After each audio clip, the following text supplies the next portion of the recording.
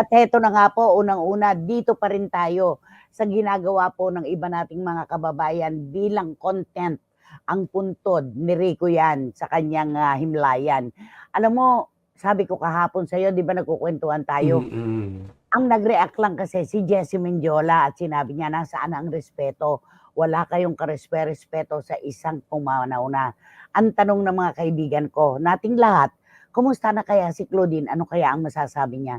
Alam mo, higit kanino man, si Claudine siyempre, bukod sa pamilya ni Rico, ang masasaktan sa mga pangyayaring ito, di ba? Opo. Napapabutong hininga na lang siya. Wala siyang magagawa dahil hindi naman niya po pwedeng isa-isang pakiusapan ang mga taong ito na huwag bastusin, di ba? Oo, maaari naman silang pumunta ro'n, okey lang yung pagpunta do'n na magpa-picture o gano'n, pero yung gagawa ka pa ng mga bagay-bagay na alam mong ginagawa mo yun para lang mapag-usapan, eh, yun ang mahirap, 'di ba At nanay? saka Yun para mag-imbita ka pa at sabihing best tourist spot in the Philippines ito. Nakakaano naman. Pero mm. alam mo, nagsalita si Bobby yan, ang kuya ni Rico.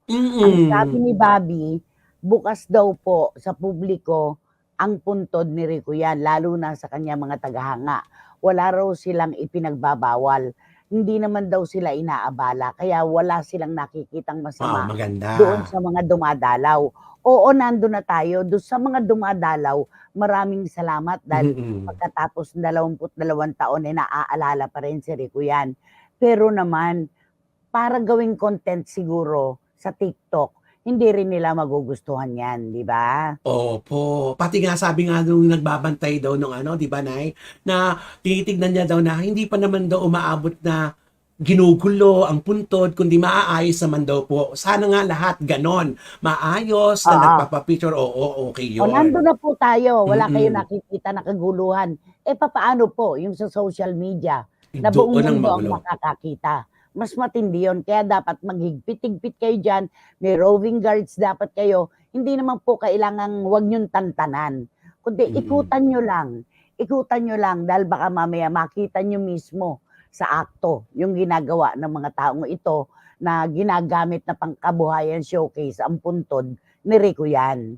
Yun lang naman yon. mm. Sabi nga ni Juris Doctor Channel, grabe na talaga ang panahon ngayon. Lahat ginagambala nitong mga taong walang respeto at delikadesa para lang magkaroon ng content. Ah, pangilabutan sana kayo dahil kapag kayo naman ang ginambala, nako, ewan ko na lang sa inyo. Totoo yan eh, no? Totoo. Nakakalungkot na para lang magkaroon ng content. Aba naman, pati ba naman isang tao na napakatagal na pong nakahimlay, guguluhin niyo pa ang puntod, 'di ba? Aba'y Korek. patahimikan na po natin ang kaluluwa ni Rico. 'Yan. Aha, sabi naman ni Lulu Maling ng San Jose, California, "Nakabang na po, nalaman pong mga" teka lang, "Sana lang po igalang nila ang puntod ni Rico 'yan," sabi ni Lulu Maling. At ano, puwedeng magbisita lang at magdala ng flowers, pero hindi nga naman para gawin pang-ano 'yun, pang TikTok, Mm, 'di ba? korek. Wala talagang respeto ang ibang content creators for the sake of views and money. Mga bastos sila, sabi ni Tita Julie Paras. Tama, Tita Julie, yun eh. Yun ang ultimo nun eh. 'Di ba? Yun ang ultimo. Si Roy, sila Gyson Magdadaro, nakatutok sa atin ngayon. Hello Magandang mga umaga sa inyo kapatid. mga anak. Oo. Mag-iingat kayo palagi. Ayan.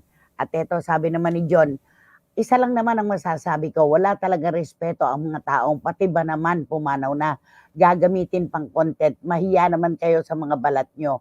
Baka mamaya bumalik sa inyo yan, kayo rin. Oh, 'di Ayun, ba? Hindi talaga dapat na tinotolerate ang mga taong ganito. Oo, hindi nakikita ng pamilya. Oo, hindi nakikita ng mga gwardiya ginagawa nyo. Pero kinukunan nyo at ina-upload nyo at napapanood kayo ng publiko. Yun ang pinakamasama dun, 'di ba? mm. Nakakahiya. Kaya tuloy yung mga merong mga magagandang intensyon, talaga yung tagahanga, nagdadalamhati, napapasama tuloy na para tuloy na nabibigyan ng masamang ano, kahulugan yung iba, Tapos 'di kay ba? Claudine meron pa nagpo-post na, "Oy, bakit mo magagalit si Claudine, eh, siya nga ginagamit din naman niya si Rico yan." Hindi po Naku, panggagamit yun, tinapos mm, na po ni Claudine ang issue na yan. Hindi mm. panggagamit yun, pag-alala po ang tawag dun. Yun, Pag-alala sa isang napakagandang, nakaraan na nagtapos sa hindi kagandahan. Ganun lang 'yon, 'di ba? Mm. Kaya wag niyo na pong isumbat kay Claudine 'yon, nakakahiya.